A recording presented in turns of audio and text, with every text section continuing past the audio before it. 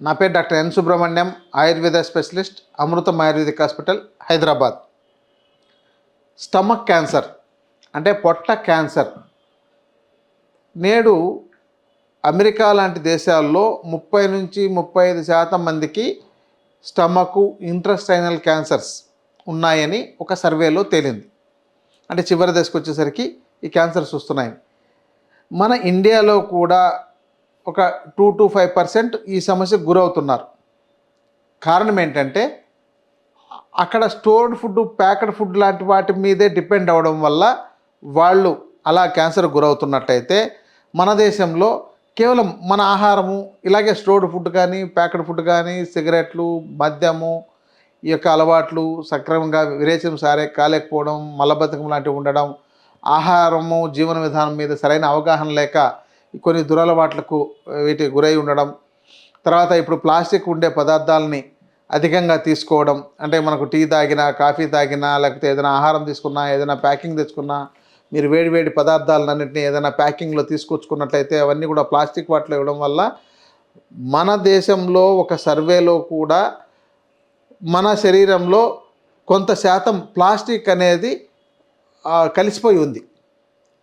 అంటే కొంతమందికి పొట్టలో కూడా అలా చేరిపోయి అవి ఒక ఛానల్స్లో అబ్స్ట్రక్ట్ చేస్తున్నాయి మైక్రో స్థాయిలో. సో ఇలాంటి అలవాట్లు అంటే మనకు సహజసిద్ధంగా మంచి ఆహారం తీసుకోవడం వల్ల ఏ సమస్య రాదు. తర్వాత ఇలాంటివన్నీ తింటున్నారు సరే, వీటిని ఎలా క్లీన్ చేయాలి, లోపల ఒకవేళ ఈ మలినాలన్నీ పేరుకొని ఉంటే ఇవన్నీ ఎలా బయటికి తీయాలి అనే దాన్ని తెలుసుకోకపోవడం వల్ల మన శరీరంలో మీ యొక్క పొట్టలో అల్సర్స్ లాంటివి కానీ, లేకపోతే ఈ గ్యాస్ట్రైటిస్ కానీ, కార్నిక్ గ్యాస్ట్రైటిస్ కానీ, క్రానిక్ కాన్స్టిపేషన్ కానీ ఇలాంటివి ఏమైనా ఉన్నప్పుడు, లేకపోతే మీరు ఏదైనా రోగాలకు మందులు వాడుతున్నప్పుడు ఆ మందుల యొక్క ప్రభావం ఎక్కువ అవడం, వాటి యొక్క సైడ్ ఎఫెక్ట్స్ కానీ ఇవన్నీ కూడా కారణాలు అవుతున్నాయి. అంటే చెప్పాలంటే ఎందుకు వస్తుందని చెప్పడానికి లేవు, చెబితే చాలా రకాల కారణాలు దొరుకుతున్నాయి.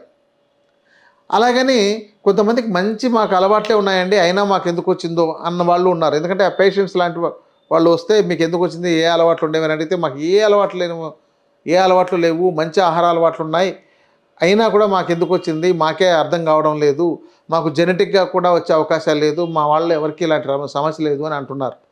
కాబట్టి రోగాలు రావడానికి కారణాల్లో ఆహారము, జీవన విధానం తీసుకున్నట్లయితే ఈ రెండే ఆయుర్వేద శాస్త్రం మొత్తం ముందు బాగా వివరిస్తుంది. మూడవది కర్మగా చెబుతుంది. అంటే ఇక వాళ్ళ యొక్క తెలియని కారణాన్ని మనం కర్మగా తీసుకోవాలి.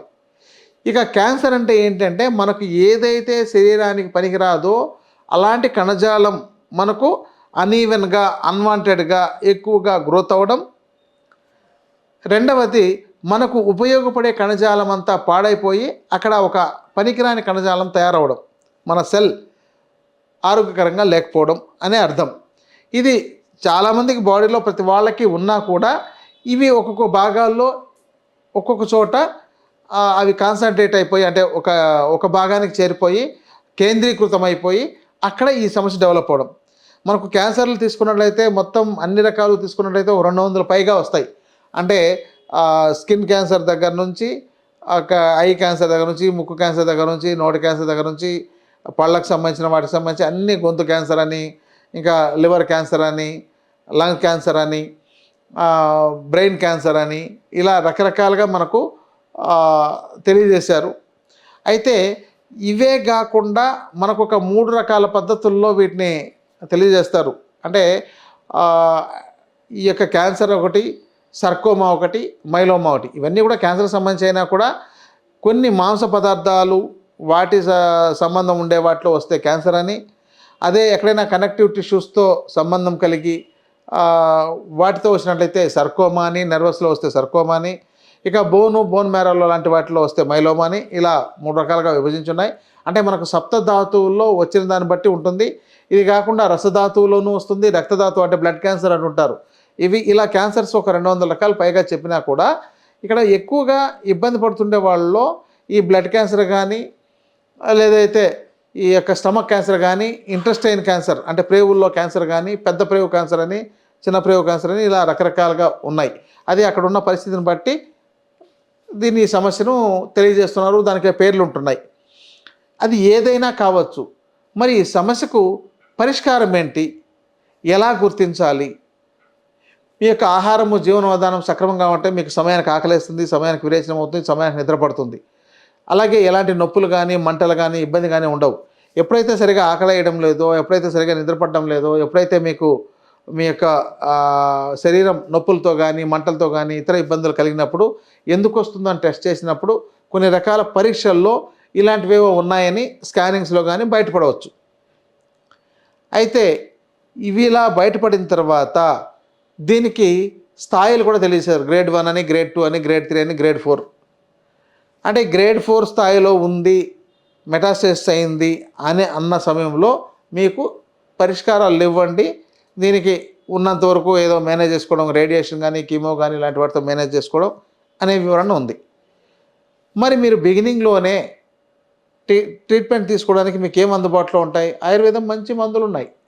గ్రేడ్ 1, గ్రేడ్ 2, గ్రేడ్ 3 స్థాయి వరకు ఆయుర్వేదంలో మంచి ఔషధాలు ఉన్నాయి. వీటిని వాడుకోవచ్చు. మీరు ఆధునిక వైద్యాన్ని ఇంటిగ్రేటెడ్గా, అంటే ఇది 2 రకాలుగా కూడా మీరు ఉపయోగించుకోవచ్చు. దీనికంటే ముందు మీరు ఇలాంటివి రాకుండా కాపాడుకునే మార్గాలు ఏంటి అని చూసుకోవాలి. భవిష్యత్తులో ఇలాంటివి ఏమైనా వస్తే వయసు రీత్యా వచ్చి ఉండొచ్చు అంటారు, లేకపోతే మీరు పనిచేసే వాతావరణంలో అక్కడున్న డస్టో, లేకపోతే ఇంకోటి ఏదో మలిన పదార్థాలు, ఆహారము, కలుషిత ఆహారము దీనివల్ల వచ్చి ఉండొచ్చు. ఇవన్నీ ఉన్నాయి. మరి మనం తినడానికి ఒక లిమిటెడ్ ఆహారము, ఒక లిమిటెడ్ జీవన విధానం సరిపోతుంది బతకడానికి. మరి దానికి ఎక్కడెక్కడో ఎంత రోగాలు తెచ్చుకునేంత ఆహార పదార్థాలు తిని ఎందుకు తెచ్చుకుంటారు? మీరు ఒకవేళ బాగా ఇబ్బంది పడి రకరకాల ఆహారాలు తిని ఏదో సంపాదించేసినా చివరికి ఆ డబ్బంతా తీసుకువచ్చి ఈ యొక్క హాస్పిటల్ చుట్టూ తిరగాల్సిన అవసరం వస్తుంది.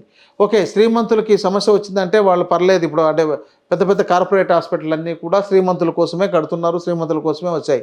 మరి ఒక సాధారణ వ్యక్తి, మనకు శ్రీమంతులు ఉండే వాళ్ళందరూ కూడా మన దేశంలో 10% ఉన్నట్లయితే, మిడిల్ క్లాసు ఓ 20% ఉన్నట్లయితే, ఇక మిగతా యావరేజ్ మిడిల్ క్లాస్ కానీ, లోయర్ మిడిల్ క్లాస్ కానీ ఇలాంటి వాళ్ళు ఇంకొక 10%, 15% ఉన్నట్లయితే సగానికి పైగా అప్పటికప్పుడు వాళ్ళు పనిచేస్తూ బతికే వాళ్ళే ఎక్కువ మంది ఉంటున్నారు. మరీ దారిద్ర్యకి దిగువన ఉండేవాళ్ళు మనకు 20-30% అయినా ఉంటున్నారు. మరి ఇలాంటి వాళ్ళకు వస్తే వాళ్ళు ఎక్కడ ఖర్చు పెట్టాలి? ఎక్కడికి వెళ్ళాలి? ఇక ప్రభుత్వం వాటిలో అన్నింటిలోనూ అందరికీ సరైన వైద్యం అందించడానికి సరిపోతుందా అంటే ఇదంతా ఒక పెద్ద ప్రశ్నగానే చెప్పాలి. అందుకని మీరేంటంటే మీ ఆహార విధానాన్ని, జీవన విధానాన్ని మీరు కాపాడుకున్నట్లయితే చాలా వరకు ఇలాంటి వాటికి గురి కాకుండా ఉంటారు. ఒకవేళ మీరు డబ్బులు పెట్టుకోలేని పరిస్థితిలో ఉన్నట్లయితే, అది ప్రారంభ స్థాయిలో ఉన్నట్లయితే మీరు ఆయుర్వేద వైద్యుల వద్ద తగిన చికిత్స తీసుకొని వాటిని తగ్గించుకోండి. ఇంకోటి అంటే ఆయుర్వేద వైద్యం కూడా పూర్తిగా నమ్మితేనే మీకు మంచి పరిష్కారం దొరుకుతుంది. కానీ మీరు నమ్మకం లేకుండా ఏదో ఇక్కడ ట్రయల్ అండ్ ఎర్రర్ లాగా ఇక్కడ పరీక్షిద్దాం, అక్కడ చేద్దాం, ఆ మందు ఈ మందు అన్నీ మిక్స్డ్గా తిందామనంటే మీకు ఎక్కడ సరైన పరిష్కారం దొరకదు. ఇక శ్రీమంతులను వదిలేస్తే ఈ సాధారణమైన వాళ్ళు మీరు మీ ప్రకృతిలో దొరికే చాలా ఆకుకూరలు, కూరగాయలు, పళ్ళు యాంటీ క్యాన్సర్గా పనిచేసే ఉన్నాయి. అలాంటి వాటిని మీరు నెట్లో కొట్టినా, ఇప్పుడు అందరి చేతుల్లోనూ మొబైల్స్ ఉన్నాయి కాబట్టి నెట్లో కొట్టినా మీకు చాలా రకాల పదార్థాలు, ఆహార పదార్థాలు, కూరగాయలు, ఆకుకూరలు, గింజధాన్యాలు, పళ్ళు ఇవన్నీ అందుబాటులో ఉన్నాయి కాబట్టి ఇలాంటి వాటిని తీసుకోవడం మీకు ఈ యొక్క అనారోగ్య సమస్యలు ఏమైనా వస్తున్నప్పుడు ప్రారంభ స్థాయిలో వైద్యులను సంప్రదించడం ద్వారా ఈ సమస్యను మీరు తగ్గించుకోవచ్చు. ఒక్కొక్కసారి కొంచెం తీవ్రమైన స్థాయిలో కూడా ఈ యొక్క సమస్యను తగ్గించుకోవచ్చు. ఇక మరీ క్రానిక్ అయిపోయినప్పుడు, మీరు ఆర్థికంగా పెట్టుకోలేకపోయినప్పుడు కొన్ని మందులు మీరు బతుకున్నంత వరకు మిమ్మల్ని ఇతర ఇబ్బందులకు ఏమీ గురి కాకుండా ఉండేటట్టు, అంటే నొప్పులు కావచ్చు కానీ, మంటలు కావచ్చు కానీ, ఇతర మీరు నిత్యం కార్యక్రమాలు కూడా చేసుకోలేని స్థాయిలోకి వెళ్లకుండా ఉండేటట్టు కాపాడగలిగే విధంగా ఉండేవి మనకు అందుబాటులో ఉన్నాయి. మరి ఇలాంటి వాటిని వైద్యుల పర్యవేక్షణలో తీసుకోండి. అంతేగాని మీ యొక్క ఆస్తులు నమ్మి, మీ యొక్క పుస్తలు అమ్మి, లేకపోతే అప్పులు చేసి ఎక్కడెక్కడో కార్పొరేట్ హాస్పిటల్లో మీ తాహతుకు మించి మీరు ఖర్చు పెట్టి తర్వాత మీరు ఆర్థికంగా నష్టపోతే, తర్వాత భవిష్యత్ తరాలు అందరూ కూడా వాళ్ళకు ఏం చేయాలో తోచక వాళ్ళు ఆర్థికంగా నష్టపోయి, ఇబ్బంది పడి, మానసికంగా కుంగిపోయి ఇతర సమస్యలకు గురయ్యే అవకాశాలు, వాళ్ళ యొక్క మానసిక స్థైర్యం కోల్పోయే అవకాశాలు ఇలాంటివన్నీ ఉంటున్నాయి. కాబట్టి మీరు ఆరోగ్యంగా రకంగా కాపాడుకోవాలనంటే మీకు ఆయుర్వేద జీవన విధానం, ఆయుర్వేద వైద్యం, ఆయుర్వేద ఆరోగ్య విజ్ఞానం మీకు చాలా ఉపయోగపడుతుంది. కాబట్టి దీన్ని ఓ చిన్నపాటి కన్సల్టేషన్ ఇచ్చైనా సరే వైద్యుల ప్రవేశంలో కొన్ని తెలుసుకోవడం, దానికి సంబంధించిన పుస్తకాలు చదవడం, దానికి సంబంధించిన విషయాలు వినడం, మీరు రాసుకోవడం, నోట్ చేసుకోవడం, బుక్స్ తయారు చేసుకోవడం, వాటిని ఆచరించడం ద్వారా మీరు ఇలాంటి వాటికి గురి కాకుండా కాపాడుకోవచ్చు. ఇంకేదైనా ఇతర సమస్యలు ఉన్నట్లయితే మీరు నన్ను సంప్రదించవచ్చు లేదా కామెంట్ రూపంలో తెలియజేయండి. నమస్కారం.